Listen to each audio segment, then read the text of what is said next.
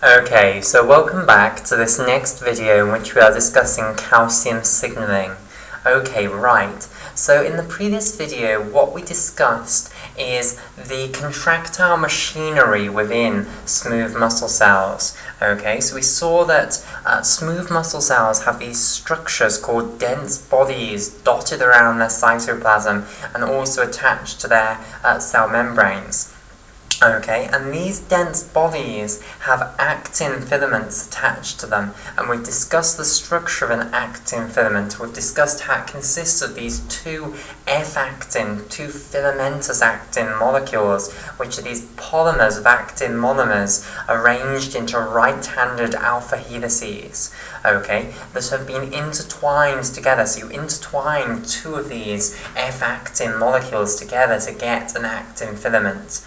Okay, so that's what those little strands attached to that dense body there are. They are actin filaments. Okay, we've then discussed the other important filament in muscle contraction, which is myosin filaments. Okay, myosin filaments are made out of loads and loads of myosin monomers, and we've discussed that myosin monomers consist of these 6 separate proteins all attached together. So you have the 2 myosin heavy chains, which are these head regions here, and then this long alpha helix region, which has coiled with the alpha helix of another myosin heavy chain to produce this coil-coil domain that makes the hinge and tail region of the myosin molecule.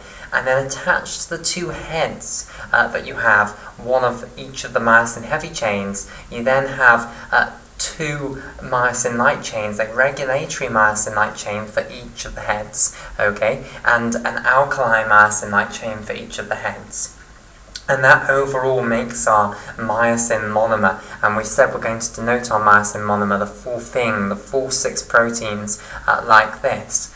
Okay, we then saw how these myosin monomers are assembled into filaments, where all of the tails aggregate to make a fibre, and then we have the heads and hinges sticking out from the side, basically. And we discussed how importantly myosin filaments have 2 sides, where the monomers in the filament are oriented in the opposite direction. Okay, so in this side the tails are pointing in that direction towards the centre of the filament, and again on this side the tails are pointing towards the centre, but that now is in the opposite direction.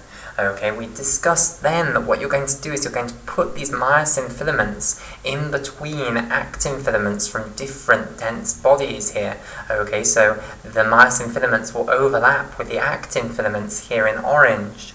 Okay, and we discussed that the myosin heads are going to be able to interact with the myosin filaments in ways that we're about to look at in more detail. Okay, and they're going to be able to pull the actin filaments towards the centre of the myosin filament. Okay, so the ones on this side will pull it in this direction toward the tails of the myosin monomers. Okay, so in the direction that the tails of the myosin monomers go. Okay, so that's that direction. And then on the opposite side, where the myosin monomers are oriented in this opposite direction, okay, now they will pull this actin filament in the opposite direction, but again it's still towards the centre of the myosin filament, basically. Okay, and that will end up pulling these 2 dense bodies closer together.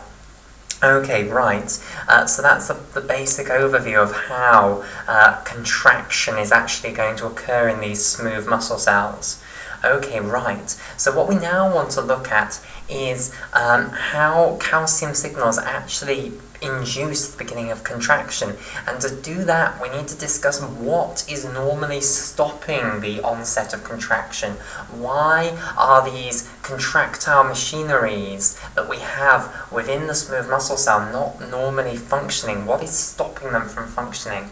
Well, one is the myosin monomers are not actually ready to start interacting with the actin filaments. And second, the actin filaments are not actually ready to interact with the myosin filaments. There's 2 things here.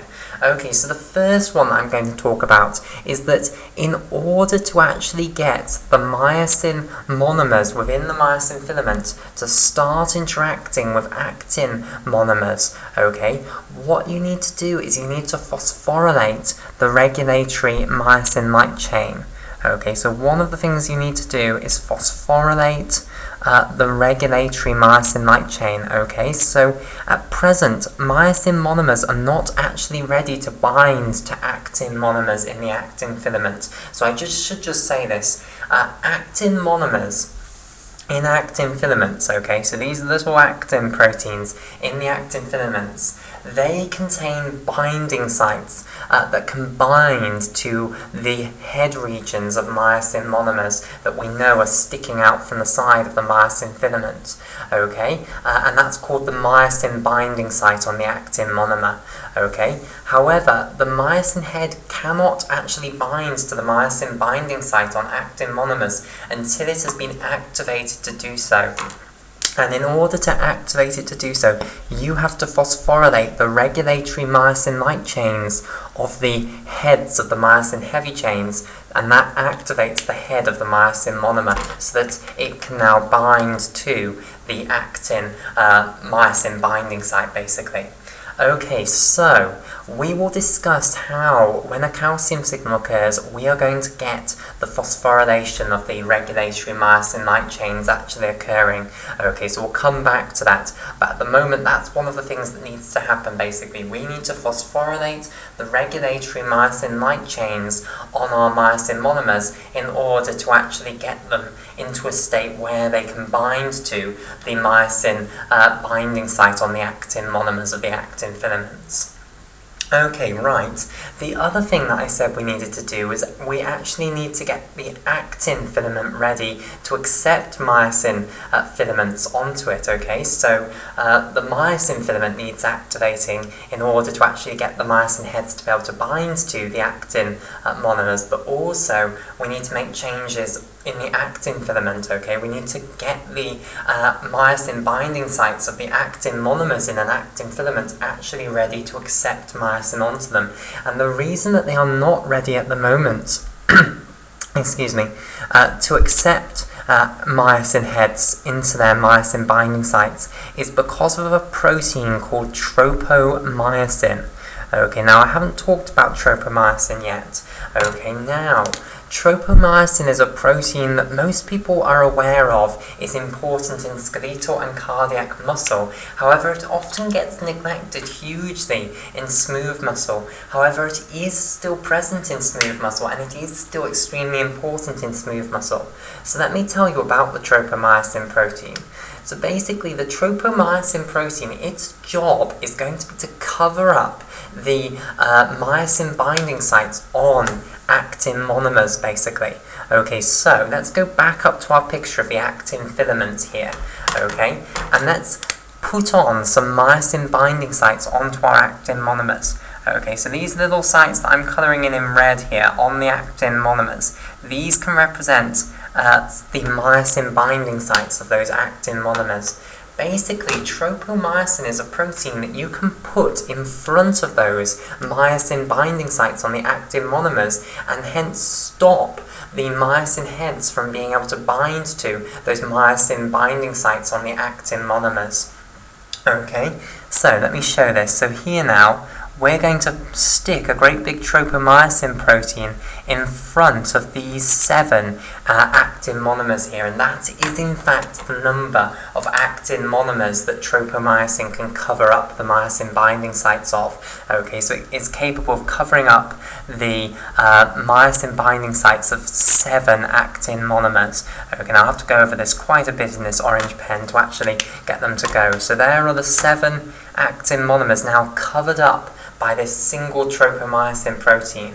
Okay, and of course you can put these all over the place, so it's not just those 7, you can get another tropomyosin protein and cover up another 7 in tandem actin monomers, and the entire actin filament will be covered in loads of tropomyosin proteins, covering up the myosin binding sites on the actin monomers, basically.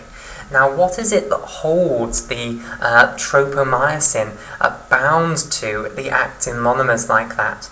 Well, in skeletal and cardiac muscle, famously, it's the protein complex troponin C.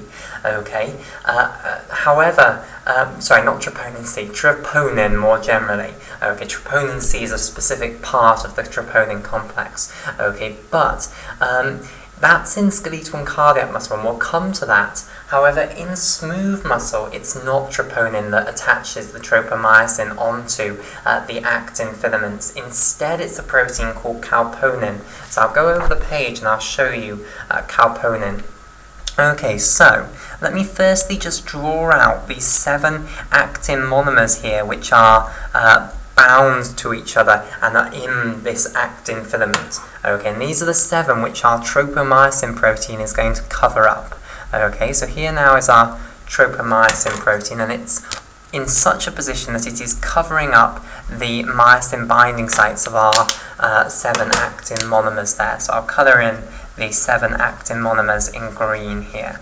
Okay, now the thing that actually holds the tropomyosin protein in place then is this protein calponin. Calponin binds to a actin monomer, one of the 7 here, and it also binds to the tropomyosin. Okay, so here in blue, this is the calponin protein here. Okay, so this is representing calponin. Okay, so calponin binds to the actin filament, it binds to the tropomyosin, and it keeps the tropomyosin in position where the tropomyosin is now covering up those myosin binding sites of the actin monomers, basically. Okay, and you'll have these tropomyosin proteins attached to the actin filaments by calponin proteins all the way along your actin filament. So most actin monomers in your actin filament will not have their myosin binding site visible. It will be covered up by a tropomyosin protein. Okay, and that's one of the other important reasons why the muscle is not actually contracting normally. Okay, so you've got problems on the level of the myosin, you've also got problems on the level of the actin that are stopping the smooth muscle cell from contracting. Our job now is to understand why, when you get calcium going up in the cytoplasm of the cell, you're actually going to initiate the sliding filament mechanism of muscle contraction. You're actually going to initiate the cross-bridge cycling.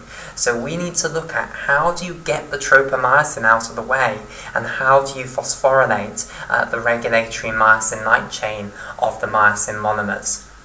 Okay, right, so we'll start off with how you phosphorylate the regulatory myosin light chain.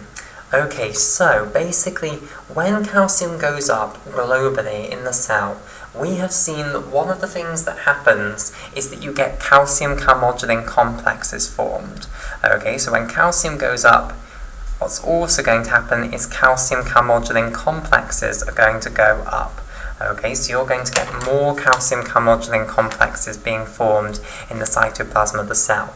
Okay, and we've discussed how calcium calmodulin complexes are these really useful intermediates so that calcium can affect a huge number of proteins without those proteins actually needing to have calcium binding sites themselves. Okay, so calmodulin has the calcium binding site, and then once it's a calcium calmodulin complex, once it has the calcium bound in its calcium binding sites, it can then bind to a whole plethora of different proteins and affect their behavior. It's a very efficient way of doing it so that you don't have to build calcium binding sites into the loads of proteins. Instead, you can just have one protein that binds the calcium on behalf of all of these plethora of proteins. Okay, so what in fact is going to happen is calcium calmodulin complexes are going to now activate a protein called myosin light chain kinase.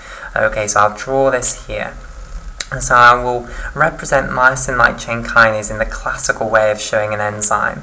Okay, so this is MLCK, standing for myosin light chain, so we know what MLC stands for, and it's myosin light chain kinase here. Okay, so I will colour in the myosin light chain kinase in blue here. Okay, so this enzyme is a serine threonine kinase that is capable of phosphorylating the regulatory myosin light chain. Okay, so it can add phosphate groups onto the regulatory myosin light chain, which is exactly what we needed to do in order to get the myosin heads ready to bind to the myosin binding sites on the actin monomers. Okay, so how do we activate this enzyme? Because it's not normally active, it's normally quiescent, okay, but it's the calcium carbohydrate complexes now that are going to activate it. Okay, so I will draw a calcium carbohydrate complex here. So calcium carbohydrate complexes, when they're formed because of the global calcium signal that has been induced by the acetylcholine within the smooth muscle cell, are going to bind to myosin light chain kinase enzymes in the cytoplasm of the cell, and hence activate that myosin light chain kinase enzyme. Okay, so now it is going to be active, it is going to phosphorylate serine and threonine residues within proteins, and it's going to go off and phosphorylate the serine and threonine residues in the regulatory myosin light chain. Okay, so now it's going to go off and phosphorylate the regulatory myosin light chains. Okay, and hence we have now activated the myosin monomers. Okay, their heads are now ready to actually bind to actin monomers, basically, in the actin filaments. Okay, so that's that particular hurdle overcome. Okay, however, there's no point doing all of this if you don't do the thing that we need to do for the actin filaments as well. There's no point activating the myosin heads so that they can now bind to actin monomers if we don't actually get that tropomyosin out of the way to reveal the myosin binding sites on the actin monomers within the actin filaments. Okay, so how are we going to get the tropomyosin out of the way? Well, again, it's done through these calcium carbohydrate complexes. Calcium carbohydrate complexes can bind to calponin proteins. Okay, so again, calponin is a protein which responds to calcium, but not directly. It doesn't have its own calcium binding site. So instead, it relies on calcium carbohydrate complexes. So calmodulin binds the calcium on behalf of calponin, and then the calcium carbohydrate complex binds to the calponin and changes its behavior.